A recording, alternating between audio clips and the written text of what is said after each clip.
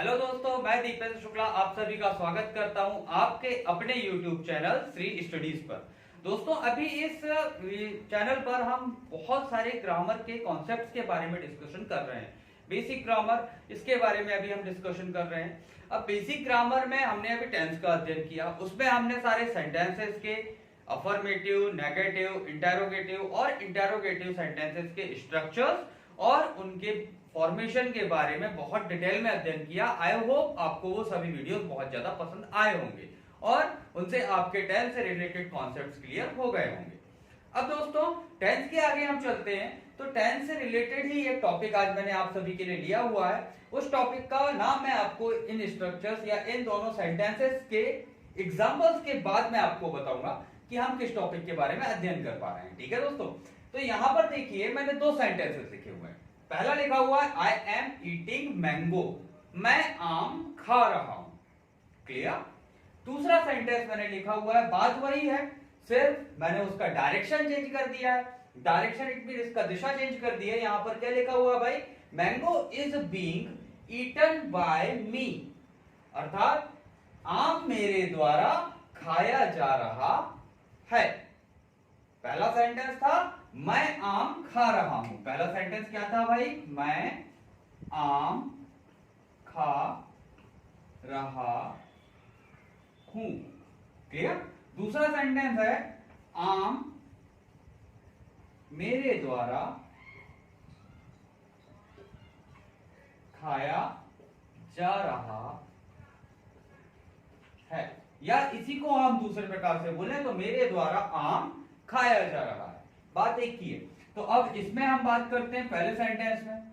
क्या है भाई, पहला सेंटेंस में आई हमारा सब्जेक्ट है, एम हेल्पिंग वर्ब है, फिर ईट जो है वो वर्ब है और मैंगो जो है वो ऑब्जेक्ट है। क्लियर।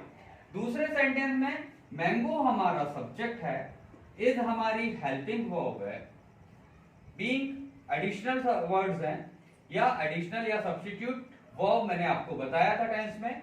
फिर इसके बाद ईटन हमारी वर्ब है और bye additional word with me हमारा ऑब्जेक्ट। ठीक है। अब इन दोनों सेंटेंस में हमने सब्जेक्ट पर फोकस करना है पहले कि क्या है भाई, क्या इन दोनों में काम तो एक ही हो रहा है, लेकिन यहां पर इनमें डिफरेंस क्या है। ठीक। अब हम यदि डिफरेंस के बारे में बात करें तो ये हमें जो आई दिख रहा है, क्या दिख रहा है, आई। इस सेंटेंस में आई जो है वो खुद ही कार्य को कर रहा है। वो कैसा है, एक्टिव होकर काम को कर रहा है। क्लियर। सब्जेक्ट खुद काम को कर रहा है। भाई मैं आम खा रहा हूं तो काम कौन करेगा, मैं। ये हमारा क्या हो गया, सब्जेक्ट। डन। दूसरे में यदि हम देखें तो what is the subject, mango. अब मैंगो इस सेंटेंस में खुद कोई काम को कर रहा है क्या भाई, नहीं, मैंगो काम नहीं किया जा रहा, कर रहा है। मैंगो पर किसी व्यक्ति के द्वारा कार्य किए गए कार्य का प्रभाव यहां पर पड़ रहा है ना। तो यहां पर मैंगो कैसा है, एक्टिव तो है नहीं, खुद तो काम कर नहीं रहा, तो ये किसमें है भाई, पैसिव या निष्क्रिय अवस्था में। डन। अब काम तो सेम हो रहा है, अलग अलग तरीके से हमने लिखा। तो इनमें डिफरेंस क्या है कि एक में सब्जेक्ट एक्टिव है, सब्जेक्ट खुद किसी कार्य को कर रहा है, और दूसरा जो है वो पैसिव है या निष्क्रिय है और किसी दूसरे व्यक्ति के द्वारा किए जाने वाले कार्य पर निर्भर कर रहा है। क्लियर। तो इन दोनों कंडीशंस में सिर्फ यही डिफरेंस है ना। तो यही चीज हमारी क्या कहलाती है, वॉइस। क्या कहलाती है ये, वॉइस।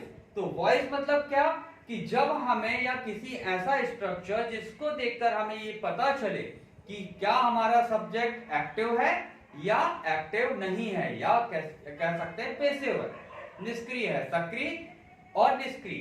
ठीक है। तो सब्जेक्ट की सक्रिय व निष्क्रिय अवस्था के बारे में हमें जब ज्ञान हो या बोध हो तो उसे हम कहते हैं वॉइस, और हिंदी में इसे कहा जाता है वाच्य। ठीक है दोस्तों, तो आज हम अध्ययन करेंगे वॉइस के बारे में।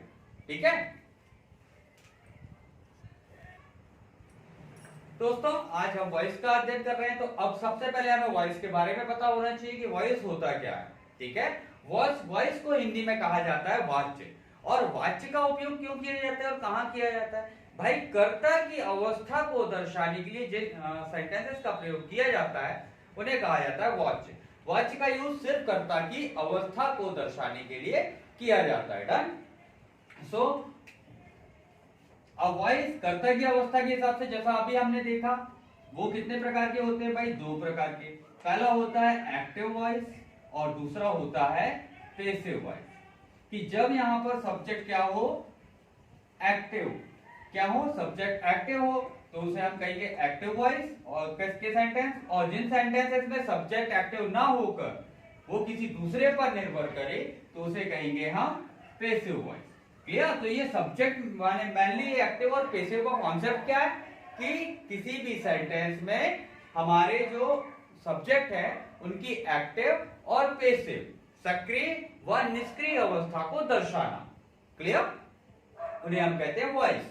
अब सामान्यतः आप लोगों के पास जो सबसे ज्यादा वॉइस से रिलेटेड चीजें आती हैं वो होती हैं कन्वर्जन की, कि आपको सेंटेंस को कन्वर्ट करना होता है एक्टिव वॉइस से पैसिव वॉइस में और पैसिव वॉइस में से एक्टिव वॉइस में। ठीक है? तो हम वॉइस में 2 प्रकार के कन्वर्जन्स के बारे में बेसिकली डिस्कस करेंगे। पहला होगा एक्टिव टू पैसिव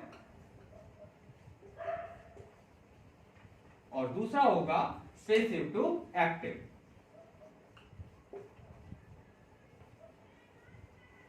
क्लियर? तो यदि हम बात करें पहला कि कन्वर्जन एक्टिव और एक्टिव से पैसिव में कैसे किया जाता है भाई? एक्टिव से पैसिव में कन्वर्जन के बिल्कुल सिंपल रूल्स हैं। ठीक है? वो सिंपल रूल्स के बारे में मैं आपको बताता हूं। सबसे पहला रूल होता है कि हमें वॉइस में जब एक्टिव से पैसिव में कन्वर्ट करना है तो सबसे पहले हमें सब्जेक्ट और ऑब्जेक्ट को इंटरचेंज करना है। वो एक एग्जांपल के साथ भी मैं आपको समझाता हूं तो शायद बहुत जल्दी समझ में आ जाएगा। जैसे जो सेंटेंस मैंने अभी लिखा था कि आई ईट मैंगो, ये मैंने एक सेंटेंस यहां पर लिखा हुआ है, आई ईट मैंगो। क्लियर? अब यहां पर हमने सब्जेक्ट क्या है? आई, वर्ब क्या है? ईट और ऑब्जेक्ट क्या है? मैंगो। क्लियर है? तो हम पहले जनरल रूल्स के बारे में बात कर रहे हैं कि एक्टिव से पैसिव में कैसे कन्वर्ट किया जाता है। ठीक? तो इसमें पहली जो कंडीशन होती है कि interchange the subject and object. कि सबसे पहले हमें क्या करना होगा कि सब्जेक्ट और ऑब्जेक्ट को इंटरचेंज करना। इंटरचेंज मीन सब्जेक्ट चला जाएगा ऑब्जेक्ट की जगह पर और ऑब्जेक्ट आ जाएगा सब्जेक्ट की जगह पर। डन? तो भाई अब हमारा जो नया सेंटेंस है वो किससे स्टार्ट होगा? हमारे पुराने ऑब्जेक्ट से, मैंगो से स्टार्ट हो जाएगा। डन? फिर सेकंड होता है use helping verb according to tense. ठीक? कि टेंस के आधार पर हमें हेल्पिंग वर्ब का यूज करना है। ठीक है? तो अब वो टेंस के आधार पर जो हेल्पिंग वर्ब की यूजेस है वो डिटेल में मैं आपको टेंस के अध्ययन के साथ बता दूंगा। शॉर्ट में हम देखें कि किसी भी इंडेफिनिट टेंस का यदि हमें पैसिव में कन्वर्ट करना है तो हम अगले टेंस की हेल्पिंग वर्ब्स का यूज करते हैं। ठीक है?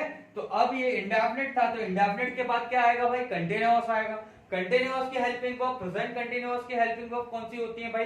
प्रेजेंट कंटीन्यूअस की हेल्पिंग वर्ब होती है इज, एम और आर। इनमें से सिंगुलर है मैंगो तो सिंगुलर के साथ कौन सी आएगी भाई? इज आएगी, है ना? तो मैंगो इज, तो हमने हेल्पिंग वर्ब को टेंस के आधार पर यूज कर लिया। थर्ड रूल इसका जो इंपॉर्टेंट होता है वो होता है convert the verb into third form. ठीक है? हमें वर्ब को, जो भी वर्ब का फॉर्म है उसे थर्ड फॉर्म में कन्वर्ट करना होता है। ठीक है? तो ये हमेशा याद रखिएगा दोस्तों कि जब भी हम पैसिव वॉइस के बारे में अध्ययन करेंगे तो हमेशा वर्ब का किस फॉर्म में होना आवश्यक होता है? थर्ड फॉर्म में होना आवश्यक होता है। ठीक है? और उसके लिए यदि हमें सेंटेंस में कुछ छोटे मोटे मॉडिफिकेशंस भी करने पड़े तो हम कर लेते हैं। ठीक है? तो सामान्यतः अभी हमने क्या किया?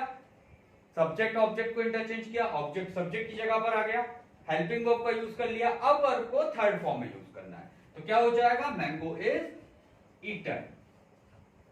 ठीक है? फोर्थ कंडीशन कि यूज बाय बिफोर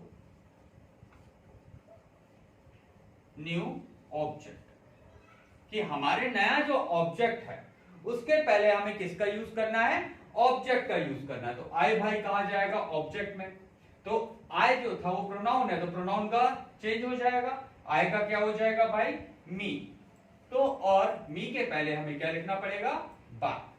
ठीक है, तो इन छोटे छोटे 4 रूल्स के फॉलो कर इन चारों रूल्स को हम फॉलो कर इजीली हमारे दिए हुए सेंटेंस को एक्टिव से पैसिव में कन्वर्ट कर सकते हैं। ठीक है, और ये चारों rules most of the sentences में काम करते हैं। स्पेशल सेंटेंस, स्पेशल रूल्स के जो सेंटेंसेस है उन्हें मैं आपको भी बताऊंगा, उनमें थोड़ा अलग रूल लगता है। लेकिन यदि हम टेंस और मॉडल के अकॉर्डिंग सेंटेंस में कन्वर्जन कर रहे हैं तो वो जो सेंटेंसेस हैं वो इन चारों रूल्स के अकॉर्डिंग ही चेंज होंगे।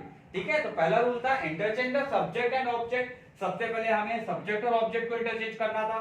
दूसरा रूल क्या था भाई कि हेल्पिंग वर्ब, सामान्यतः इंडेफिनिट टेंस के जब पैसिव बनाए जाते हैं तो अगले टेंस के हेल्पिंग वर्ब का यूज किया जाता है। इंडेफिनिट की हेल्पिंग वर्ब थी हमारे को, सॉरी प्रेजेंट इंडेफिनिट तो प्रेजेंट कंटीन्यूअस, और प्रेजेंट कंटीन्यूअस की हेल्पिंग वर्ब थी हमारी इज, एम और आर। डन। अब इज एम आर में से हमने यूज किया। ठीक, इसके बाद थर्ड कंडीशन होती है कि convert the verb into third form. Active में ये मैटर नहीं करता कि वर्ब किस फॉर्म में थी, लेकिन पैसिव में कंपल्सरीली वो किस फॉर्म में होनी चाहिए, थर्ड फॉर्म में। डन। और फिर उसके बाद हमें हमारा ऑब्जेक्ट के साथ बाय को लगाकर लिखना है। ठीक है, तो इस प्रकार से हम हमारे सामान्य सेंटेंस को एक्टिव से पैसिव में कन्वर्ट कर सकते हैं। अब एक्टिव से पैसिव में कन्वर्ट तो कर सकते हैं, लेकिन अब एक्टिव से पैसिव में कन्वर्जन में भी 2 प्रकार की कंडीशंस लगती हैं। ठीक है, एक पहला होता है कन्वर्जन अकॉर्डिंग टू टेंस। किसके अकॉर्डिंग भाई, टेंस के अकॉर्डिंग।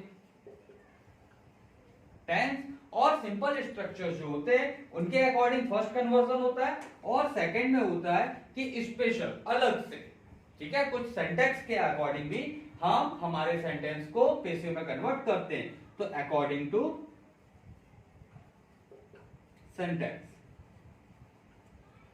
ठीक है, 2 कंडीशंस रहती हैं। तो सबसे पहले हम डिस्कस करेंगे कन्वर्जन अकॉर्डिंग टू टेंस, कि टेंस के आधार पर हम किसी एक एक्टिव वॉइस के सेंटेंस को पैसिव में कैसे कन्वर्ट कर सकते हैं। ठीक है दोस्तों, चलिए स्टार्ट करते हैं कन्वर्जन अकॉर्डिंग टू टेंस। तो दोस्तों कन्वर्जन अकॉर्डिंग टू टेंस है ना, कन्वर्जन जब हम टेंस के आधार पर करेंगे तो उसमें कुछ पर्टिकुलर चीजों को हम ध्यान में रखना होगा। ठीक है, चारों रूल्स मैंने आपको बता दिए कि रूल्स के अकॉर्डिंग हमें कन्वर्ट करना है। अब बात करते हैं कि इनके स्ट्रक्चर्स के आधार पर हम किसी एक एक्टिव सेंटेंस को पैसिव में किस प्रकार से कन्वर्ट कर सकते हैं। ठीक है, तो सबसे पहले बात करते हैं कि इंडेफिनिट टेंस के जो सेंटेंसेस हैं उन्हें हम पैसिव में किस प्रकार से कन्वर्ट करेंगे। ठीक है, यहां पर देखिए मैंने लिखा हुआ है इंडेफिनिट टेंस, हम सीधे प्रेजेंट इंडेफिनिट, पास्ट इंडेफिनिट और फ्यूचर इंडेफिनिट, इन तीनों टेंसेस के कन्वर्जन को हम बिल्कुल एक साथ देखेंगे।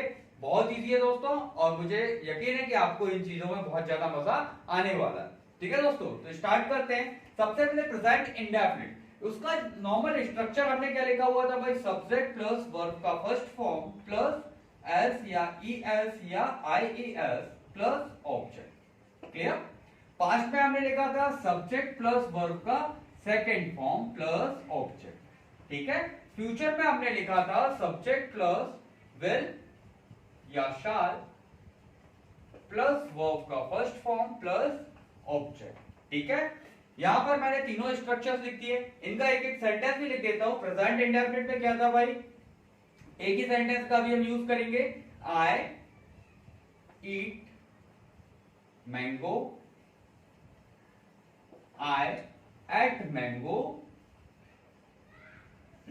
और आई शाल ईट मैंगो। क्लियर, हमने इस प्रकार से सेंटेंसेस भी बनाए हुए थे। ठीक, अब बात करते हैं कि हमें इसका पैसिव कैसे बनाना है। डन। तो पैसिव बनाने के लिए जो 4 रूल्स अभी थोड़ी देर पहले मैंने आपको बताया, उन चारों को हमें फॉलो करना होगा। पहला रूल क्या था भाई कि interchange the subject and object. तो सबसे पहले हमें क्या करना पड़ेगा, सब्जेक्ट और ऑब्जेक्ट को आइडेंटिफाई किया इन सभी में। ठीक है, अब इनको हमें इंटरचेंज कर देना। इंटरचेंज इट मीन ऑब्जेक्ट पहले आ जाएगा और सब्जेक्ट लास्ट में चला जाएगा। तो नया सेंटेंस या पैसिव वॉइस के सेंटेंस हमारे कैसे स्टार्ट होंगे?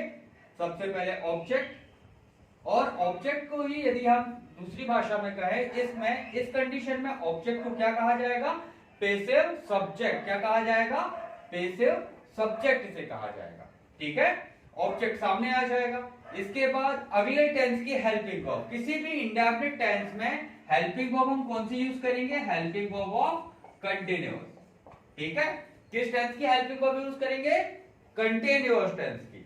प्रेजेंट इंडेफिनिट है तो प्रेजेंट कंटीन्यूअस की करेंगे, पास्ट इंडेफिनिट का पैसिव में पास्ट कंटीन्यूअस की करेंगे, और फ्यूचर इंडेफिनिट है तो फ्यूचर कंटीन्यूअस की हेल्पिंग वर्ब्स को हमें यूज करना है। क्लियर? अब यहां पर प्रेजेंट कंटीन्यूअस की हेल्पिंग वर्ब कौन सी थी भाई? इज, एम और आर। ठीक है, इसके बाद वर्ब को किस फॉर्म में कन्वर्ट करना था? वर्ब के थर्ड फॉर्म में, सॉरी वर्ब को थर्ड फॉर्म में कन्वर्ट करना था। लेकिन इसके पहले इसमें भी देख लेते हैं, इसका भी ऑब्जेक्ट सामने आ जाएगा पैसिव में, तो ऑब्जेक्ट से स्टार्ट हो जाएगा। ठीक, अब पास्ट कंटीन्यूअस की हेल्पिंग वर्ब कौन कौन सी थी भाई? वॉज या वर, उनका हम पैसिव में यूज करेंगे। ठीक, अब वर्ब और फ्यूचर में, फ्यूचर कंटीन्यूअस की हेल्पिंग वर्ब क्या थी भाई? विल या शाल, और उसके साथ साथ हमने यूज किया था बी का। ये बी का यूज क्यों किया जाता है वो अभी 2 मिनट में मैं आपको बता दूंगा दोस्तों। अब वर्ब का किस फॉर्म को यूज करना है?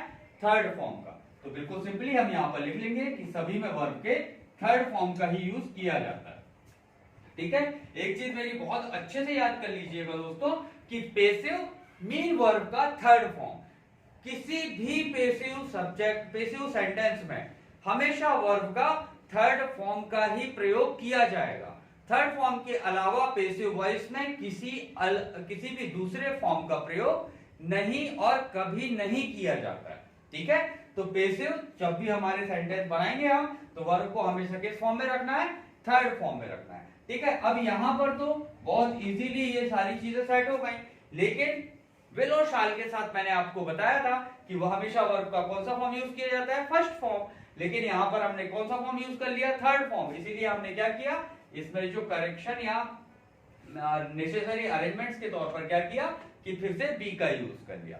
ठीक है, इसके बाद हमारा फोर्थ रूल क्या था कि use by before new object. तो जो सब्जेक्ट था वो कहां चला जाएगा? ऑब्जेक्ट में। तो हमने साथ में लिया बाय प्लस हमारा जो पुराना सब्जेक्ट था उसे हम लास्ट में यूज कर लेंगे, और इसे कहा जाता है पैसिव ऑब्जेक्ट। क्या कहा जाएगा? इसे पैसिव ऑब्जेक्ट कहा जाएगा। ठीक है, इसी प्रकार से यहां पर भी हम बाय का यूज कर लेंगे, प्लस सब्जेक्ट, और सब्जेक्ट को ही क्या कहा जाएगा? Passive object. और यहां पर भी बाय का यूज कर हम यहां पर सब्जेक्ट का यूज कर लेंगे। क्लियर?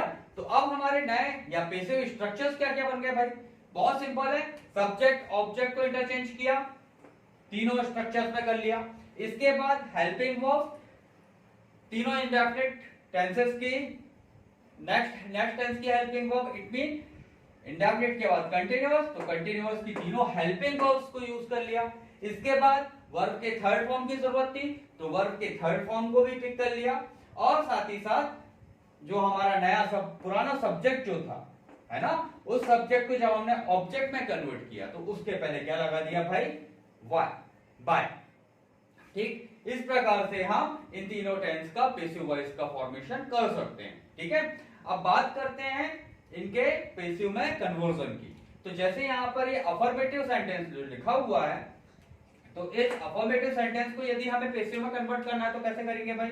सबसे पहले तो सब्जेक्ट ऑब्जेक्ट आइडेंटिफाई किया, ऑब्जेक्ट हमारा सबसे पहले आ जाएगा। तो हमारा ऑब्जेक्ट क्या था? मैंगो। तो मैंगो से हमारे सेंटेंस की शुरुआत हो जाएगी। तो क्या हो जाएगा भाई? मैंगो। ठीक, इसके बाद मैंगो के साथ इज लगेगा या एम लगेगा या आर। मैंगो सिंगुलर है, थर्ड पर्सन सिंगुलर नंबर, इसके साथ हमेशा इज का प्रयोग किया जाता है। ठीक है, फिर वर्ब का थर्ड फॉर्म मींस ईट, और ईट का थर्ड फॉर्म होता है ईटर। फिर बाय कंपल्सरीली लगेगा ही लगेगा, तो यहां पर हमने बाय का यूज किया, और लास्ट में क्या हो जाएगा? जो आई था वो ऑब्जेक्ट की जगह पर जाएगा। तो आई यहां पर प्रोनाउन है, तो प्रोनाउन जब ऑब्जेक्ट की जगह पर जाती है तो हम प्रोनाउन के ऑब्जेक्टिव केस का यूज करते हैं। किसका यूज करते हैं? Objective case of pronoun.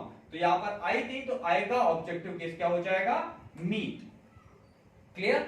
इसी टाइप से यदि हम पास्ट इंडेफिनिट के सेंटेंस आई एट मैंगो को पेसो में कन्वर्ट करेंगे तो क्या हो जाएगा? सबसे पहले शुरुआत हो जाएगी मैंगो से, मतलब हमारे ऑब्जेक्ट से मैंगो, फिर मैंगो के साथ वॉज लगेगा या वर, थर्ड पर्सन सिंगुलर नंबर, तो वहां पर हम किसका यूज करेंगे? वॉज का यूज करेंगे। फिर इसके साथ वर्ब का थर्ड फॉर्म, तो ईट, एट और ईटन, थर्ड फॉर्म ईटन हो जाएगा। फिर बाय, और आय का पैसिव क्या, आय का ऑब्जेक्टिव केस क्या होता है? मी। तो मैंगो वॉज ईटन बाय मी, ये क्या हो जाएगा?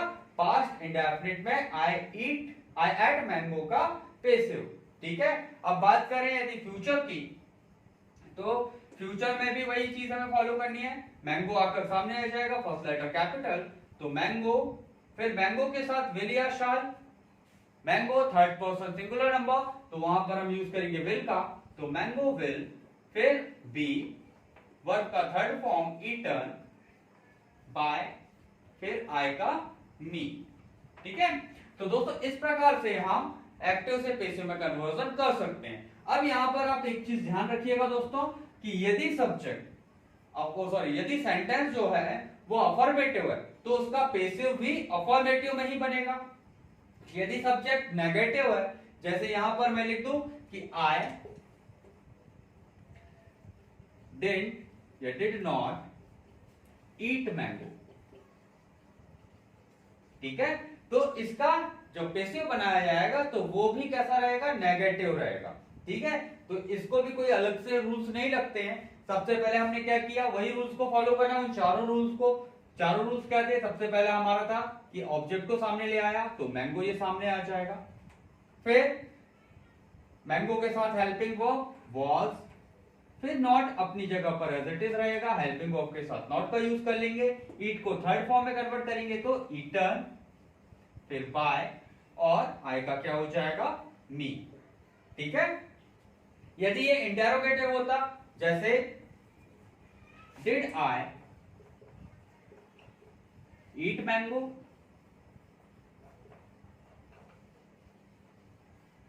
ठीक है, तो इस कंडीशन में क्या बनता भाई कि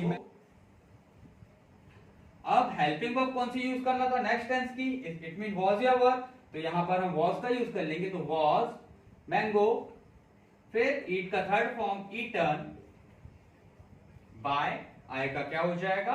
मी, और लास्ट में आ जाएगा क्वेश्चन मार्क। ठीक है।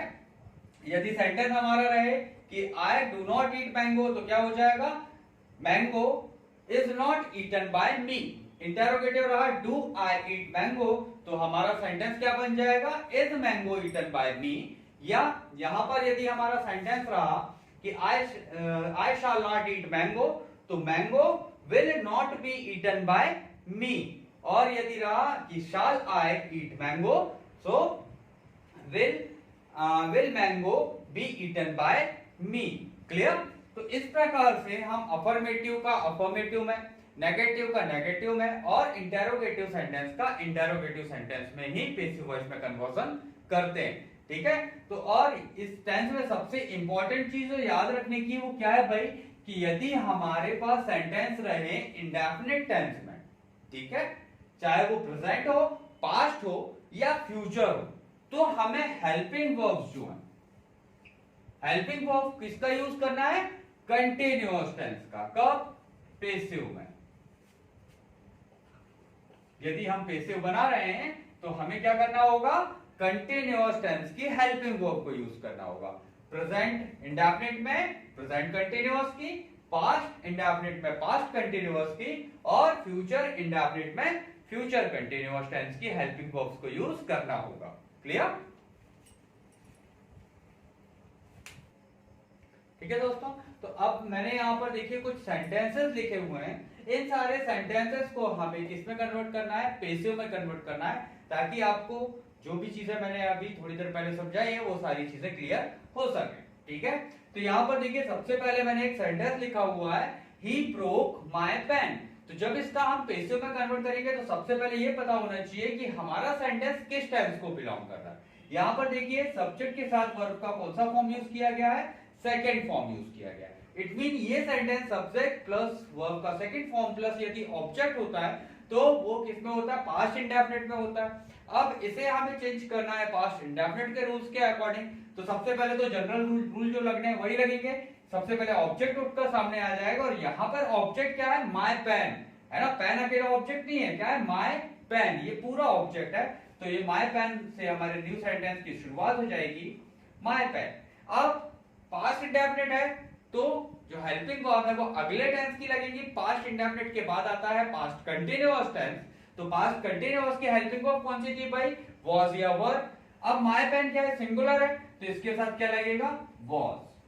फिर वर्ब को अपने थर्ड फॉर्म में कन्वर्ट करना है। तो यहां पर ब्रोक, ब्रोक है किसका फॉर सेकंड फॉर्म, ब्रेक का। तो ब्रेक, ब्रोक और ब्रोकन। सो थर्ड फॉर्म हो जाएगा ब्रोकन। फिर हमें क्या यूज करना था, बाय के साथ नए वाले ऑब्जेक्ट को।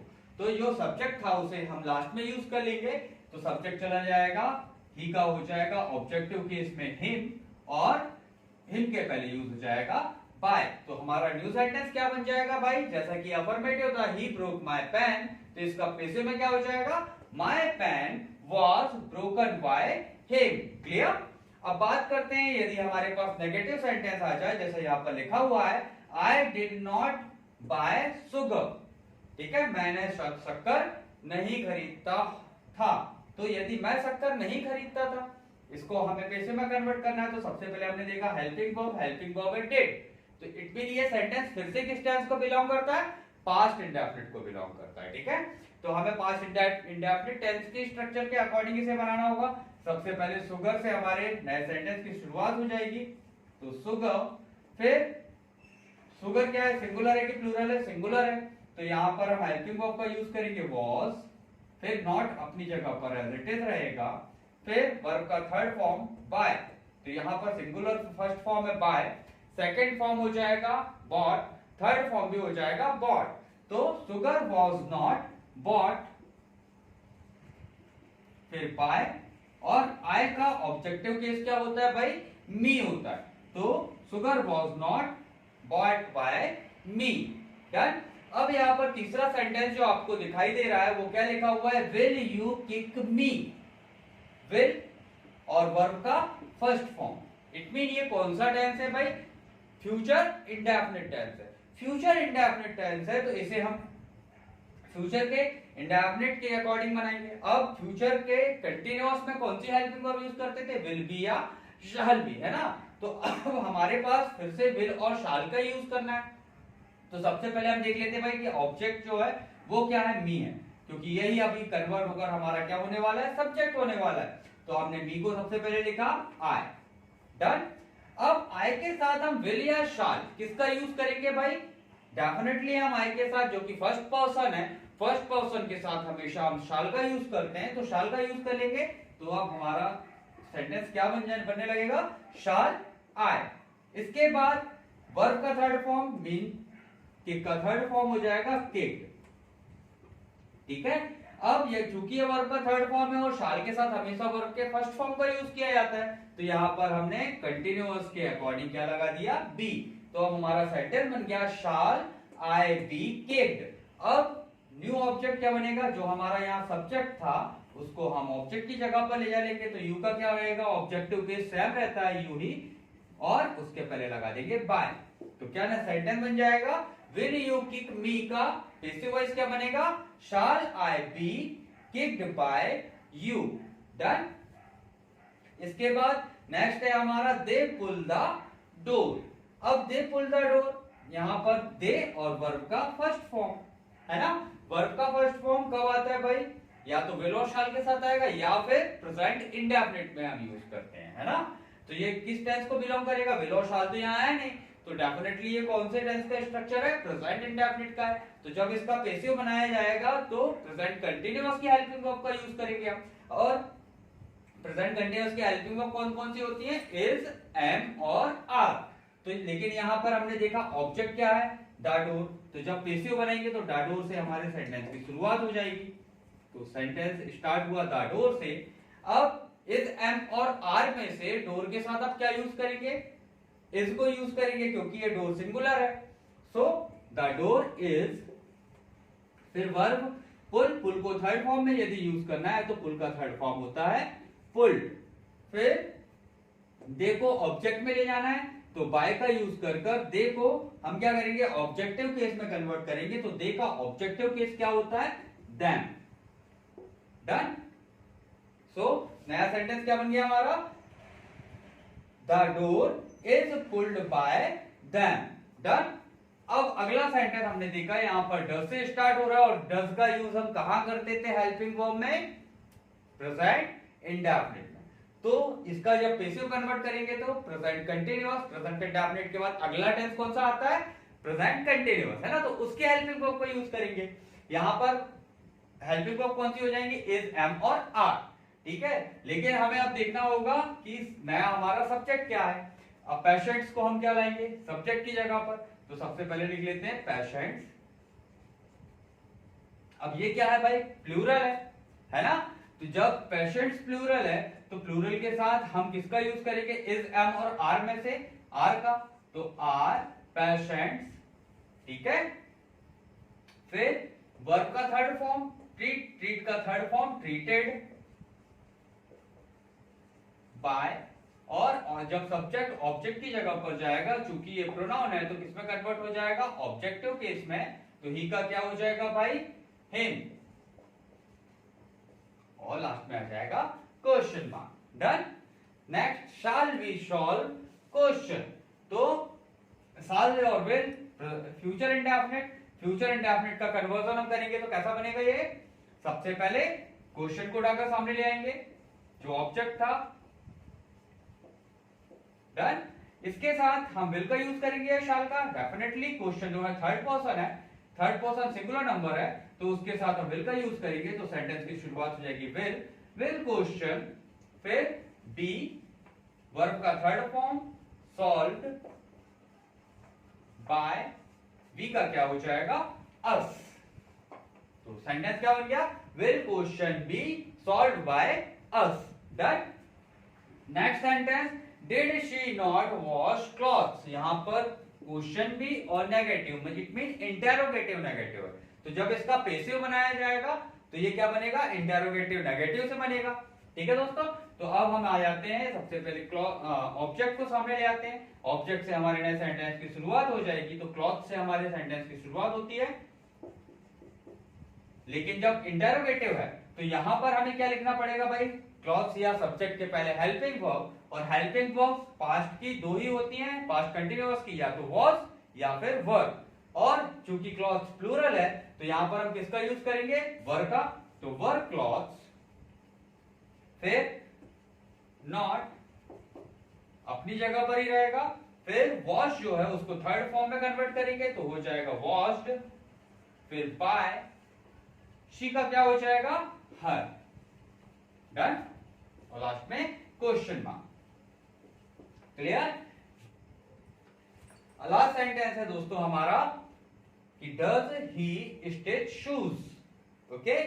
तो जब शूज आ गए तो शूज के साथ हमें शूज को हमें क्या करना पड़ेगा? सबसे पहले तो सब्जेक्ट की तरह लाना पड़ेगा। तो शू को हम सब्जेक्ट बना देते हैं, शू, शूज। अब शूज जो है वो क्या है? प्लूरल है। तो प्लूरल के साथ कंटिन्यूअस टेंस में प्लूरल की हेल्पिंग वर्ब को यूज करना पड़ेगा। तो यहां पर आ जाएगा आर, है ना? इज, एम और आर, इनमें से हम कंटिन्यूअस में किसको यूज करते हैं? प्लूरल के साथ आर को यूज करते हैं। तो आर शूज।